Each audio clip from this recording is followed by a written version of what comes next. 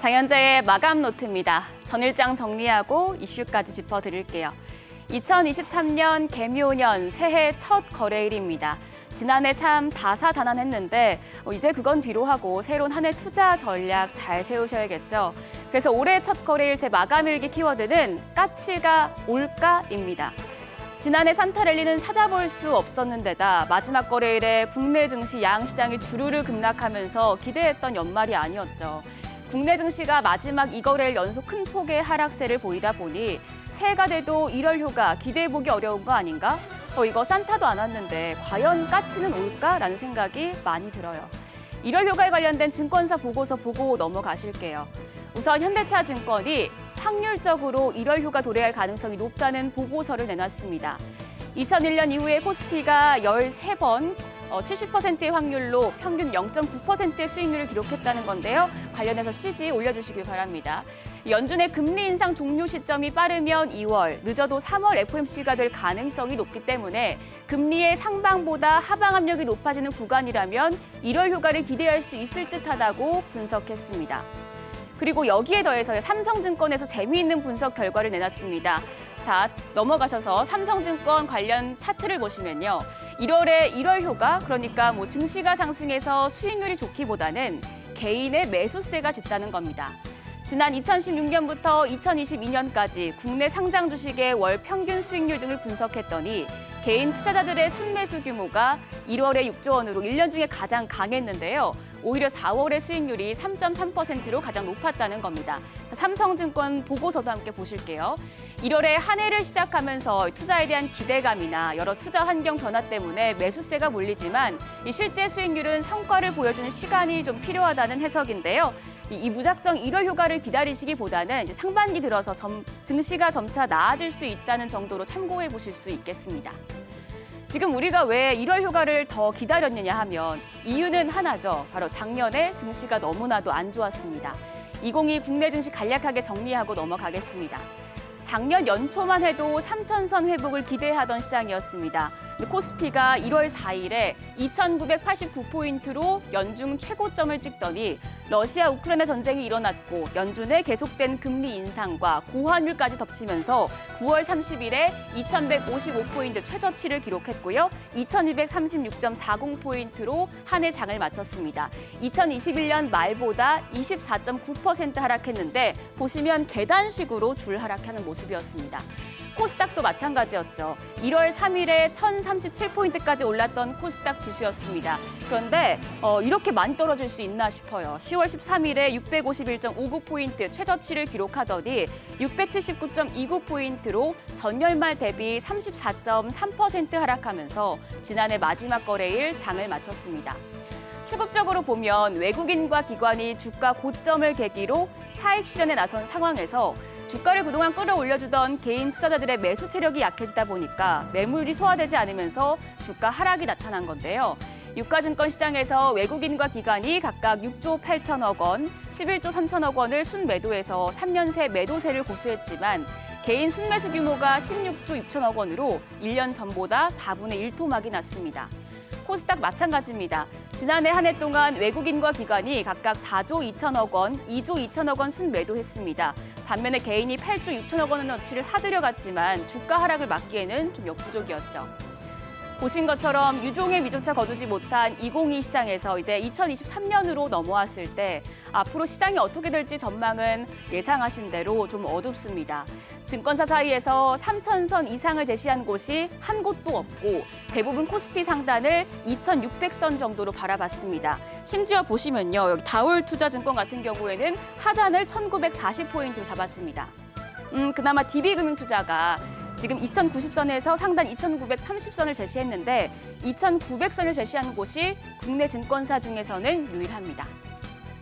자, 이렇게 앞서 말씀드린 것처럼 우리 증시 당장에 1월에 눈에 띄는 반등을 기대하긴 어렵고 1분기를 넘어가면서 서서히 상승하는 기미를 보일 가능성이 높은데 그러면 어떤 업종에 주목해야 할까요? 증권사들이 내놓은 올해 투자 유망 산업입니다. 보시면 NH투자증권이 반도체 2차전지, 통신, 미디어, 엔터, 하나투자증권이 반도체 2차전지 포함해서 바이오와 게임, 삼성증권 반도체 2차전지 건설 조서 기계, 미래에셋증권이 기계 2차전지화, 그리고 KB증권 반도체 2차전지 IT금융 통신 등입니다. 자, 보시면요. 여러 증권사에서 빠지지 않는 유망 종목이 바로 반도체와 2차전지입니다. 시장 주도권을 뺏긴 듯 보였던 반도체와 2차전지 업종, 전장에서는 하락 마감했었는데 이게 어떤 관점에서 상승 여력이 있는지 체크할게요. 오늘은 하락 업종에서 반도체와 2차전지, 그리고 상승 업종에서는 개임주 보겠습니다. 먼저 반도체 관련주입니다. 필라델피아 반도체 지수 약세로 하락폭이 더 컸던 반도체 관련주였습니다. 글로벌 경기 침체로 반도체 혹한기에 본격적으로 진입한 시기죠. 디램과 낸드 플래시 등 메모리 고정 가격이 북미와 유럽의 휴가 시즌으로 지난달과 같은 수준을 유지하면서 석 달 새 보합세를 이어갔는데 이런 가운데 트렌드포스가요. PC용 디램 고정 가격이 올해 1분기에는 전분기 대비 15에서 20% 하락할 것으로 전망하는 등 업황 전망이 좋지 않습니다. 다만 일부 증권사에선 이런 실적 악화가 주가에 미리 선반영됐다는 전망도 나옵니다. 반도체 주가가 업황을 선행하는 경향이 있어서 올해 업황 턴어라운드와 함께 주가도 상승할 것이라는 건데, 자, NH투자증권 보고서를 보시면요. 반도체 업종의 분기별 영업이익이 2023년 상반기까지는 전분기 대비 감익 추세를 이어가겠지만 과거 사이클로 봤을 때 반도체 가격 하락기는 지금 후반부에 진입했을 가능성이 크고요. 올해 하반기에 서버를 중심으로 수요 반등이 예상된다고 전했습니다. 삼성전자가 이번 주에 4분기 잠정 실적을 발표할 가능성이 높죠. 시장 컨센서스로는 매출이 73조 5,244억 원, 영업이익이 7조 2,102억 원으로 집계돼서 영업이익이 전년 동기 대비 48% 급감할 것으로 보이는데요. 이미 주가가 5만 전자까지 떨어진 상황이기 때문에 이 실적 발표 이후에 주가 추이 눈여겨보셔야 할 것 같습니다. 다음 2차전지 관련주 보겠습니다. 자, 최근에 미국 테슬라의 중국 상하이 공장 일시 중단, 또 할인 정책으로 전기차 수요 부진 우려가 부각되면서 국내 2차전지 관련주가 동반 약세였습니다. 2차전지 업종 이미 4분기에 실적 하향 조정이 진행이 됐고 상승 모멘텀이 없다는 관측이 지배적이지만요. 올해 국내 배터리 기업들이 미국을 중심으로 성장할 것이 기대되는 만큼 전망은 어둡지 않습니다. 올해 초에 인플레이션 감축법 IRA와 유럽의 핵심 원자재법 RMA가 구체화돼서 미국과 유럽에서 탈중국이 빨라지면 오히려 국내 2차전지 업종이 수혜를 받을 수 있다는 기대가 큰데요. 자, 2차전지 관련주 보시면요. 지금 에코프로비엠, LNF, 첨보, 포스코케미칼, 코스모 신소재가 올라와 있는데 코스모 신소재 전장에서 하락폭이 큽니다. 2.81% 약세로 종가 51,800원이었습니다. 개임주로 넘어가 보겠습니다. 전일장에서 상승했던 업종은 바로 개임주입니다. 중국발 호재가 있었습니다. 중국 국가신문 출판사가 한국 게임 7종을 포함해서 총 44종의 외국산 게임 수입을 지난 10일자로 허가했다고 밝혔습니다. 중국 정부의 국내 게임 판호 발급은 1년 6개월 만인데 이번에 외자 판호를 발급받은 한국산 게임은 넥슨의 메이플 스토리 M, 넷마블의 제2의 나라 크로스월드, 스마일게이트의 로스트 아크, 에픽 세븐 등이 포함되어 있으며 이에 따라서 업계에선 한한령 해제 기대감이 커지고 있는 상황입니다. 게임주 마감 상황 보시면요. NC소프트가 3.34% 오르며 전장에 44만 8천 원에 마감이 됐고요. 넷마블 상승폭이 컸습니다. 17.7% 오르면서 종가 6만 400원으로 잡히고 있습니다. 마지막으로 환율 상황입니다. 작년 원달러 환율이 나흘 연속 하락하면서 1264원 50전에 마감을 했습니다. 1년 전과 비교하면 75원 넘게 상승을 했는데요. 그래도 10월에 1,444원 20전까지 치솟았던 환율이 긴축 속도 조절 기대감이 커지면서 2달 연속 하락세를 보이다가 6개월 전 수준에서 장을 마쳤습니다. 전문가들은 연준의 긴축 경계감이 누그러지면서 올해 환율은 상고 하저 패턴을 보일 것으로 전망하고 있습니다. 자, 여기까지 국내 증시 마감 상황까지 살펴봤고요. 그럼 새해 어떻게 시작하면 좋을지 전문가의 의견이 궁금합니다. 필살기 이동우 대표 연결해서 오늘장 전망과 전략 들어보죠. 대표님 안녕하세요. 네, 안녕하세요. 네, 새해 복 많이 받으시고요. 지난해 국내 증시 2240선까지 무너져서 올해 첫 출발 걱정이 많이 됩니다. 뉴욕 증시도 약세로 마감을 했는데 새해 첫 거래일 시장 어떨까요? 연말에 이어졌던 불안했던 분위기가 연초에 FMC 의사록 공개 전까지는 조금 이어질 듯 하고요. 그래서 빠른 반등세보다는 이제 주 후반이 그나마 좀 기대되는 증시가 출발로 예상이 됩니다.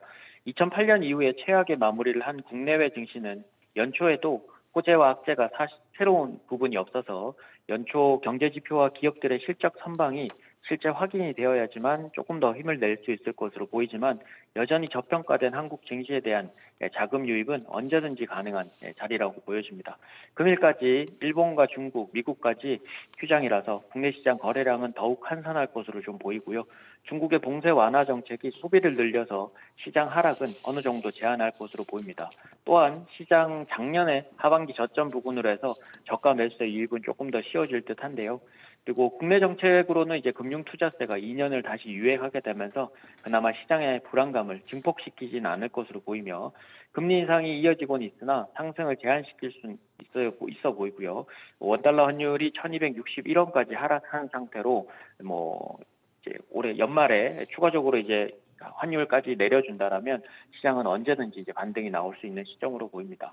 코스피 시장 기준으로는 박스권 하단인 지난주 저점분에서 조금 더 내려온 부분이죠. 2200포인트 부근으로 지지가 예상이 되고 박스권 상단으로는 2450포인트를 다시 도전할 것으로 보이니까 연초 기대감과 모멘텀으로 반등이 나오는지 좀 기대해 보시면 좋을 것 같습니다. 네, 반도체나 이차전지 같은 시장 주도주가 휘청였고 중국 쪽에 이슈가 있는 게임주나 코로나19 관련주 그나마 강세를 보였는데요. 2023년 시장 주도주로 어떤 업종 눈여겨보면 좋을지 궁금합니다. 일단은 연초에 대한 기대감들이 모멘텀으로 거의 작용할 확률이 높고 원래 이제 정부 정책이나 이런 것들이 이제 많이 반영할 시기이긴 하지만 현재로서는 이제 시장에 대한 기대치보다는 아무래도 종목별 장세로 조금 이어질 가능성이 높아서 연초에는 그 부분에 조금 더 집중하시면 좋을 것 같아요. 그래서 시장으로서는 아직 주도주가 좀 부재하고 연초에 이제 JP모건 헬스케어 컨퍼런스가 2년 만에 오프라인으로 진행이 되기 때문에 조금 더 관심을 가져야 되고요. 2023년에는 신약 특허 만료 자체가 2020년 대비해서 1.5배에서 2배 가까이 많아지는 상태이기 때문에 바이오 시밀러와 베타 기업들이 다시 활기를 찾을 수 있어서 레고캠 바이오나 ABL 바이오, 파미셀 등을 관심 두시고요.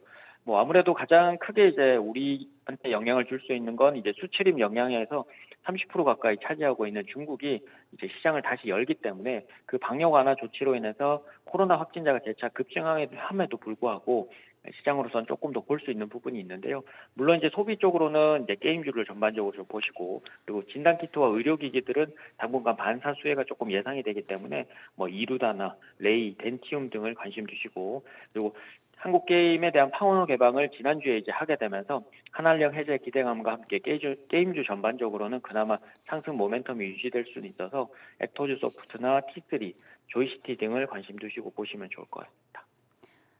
네, 대표님 그러면 오늘 시장 어떤 식으로 접근해야 할까요? 대응 전략도 세워주시죠. 네, 2월 FMC 회의 전까지는 시장 호재가 될 만한 부분이 이제 경제 지표 확인이나 실제 기업들의 실적 발표밖에 없고요. 삼성전자의 이제 잠정 실적이 좋지 않게 나올 것으로 예상이 되지만 이미 선반영된 부분들이 어느 정도는 있다고 보여집니다. 그리고 추후에 물가 상승 압력이 줄어든 게 또 확인된다면 시장 반등은 조금 더 수월해지겠지만 현재의 박스권 장세를 넘어서거나 또는 그 아래로 내려오기에는 아직 시장 컨센서스가 크게 나쁘진 않아 보입니다. 그래서 시장 기대치보다는 이제 종목별 기대치를 올려서 조금 더 매매를 하시는 게 좋을 것 같은데요. 중국 증시가 위드 코로나 전환이라는 호재와 재차 확진자 급증이라는 악재가 좀 공존하기 때문에 시장 자체를 조금 위로 볼 수 있거나 또 더 하락으로 좀 볼 수 있는 부분이 없긴 한데요. 서서히 그렇다면 이제 박스권 하단에서 저점 매수를 하시고 연초까지는 이제 반등 시에는 고점의 일부 매도를 계속 반복 매매한다는 생각으로 시장을 접근하시면 좋을 것 같습니다. 업종으로서는 이제 소비 회복주나 미디어 엔터, 헬스케어와 바이오 제약 등 시장의 성장주와 조금 반하는 부분이긴 하지만 그쪽으로 일단은 연초에는 더 보시고요. 업종이 이제 IT나 2차 전지가 아무래도 시장의 성장을 좀 발목을 잡고 있는 상태이기 때문에 외국인들의 큰 매수세나 방향 전환이 확인되기 전까지는 무리하지 않고 보시는 게 좋을 것 같습니다. 네, 대표님 말씀 고맙습니다. 감사합니다. 자, 보시면 모멘텀이 있는 제약바이오 그리고 의료기기 게임주 관련해서 말씀을 해주셨고요. 박스권 하단에서 저점 분할 매수를 하고 고점에 매도하는 반복 매매 전략 말씀해 주셨습니다. 지금까지 마감 시황이었습니다.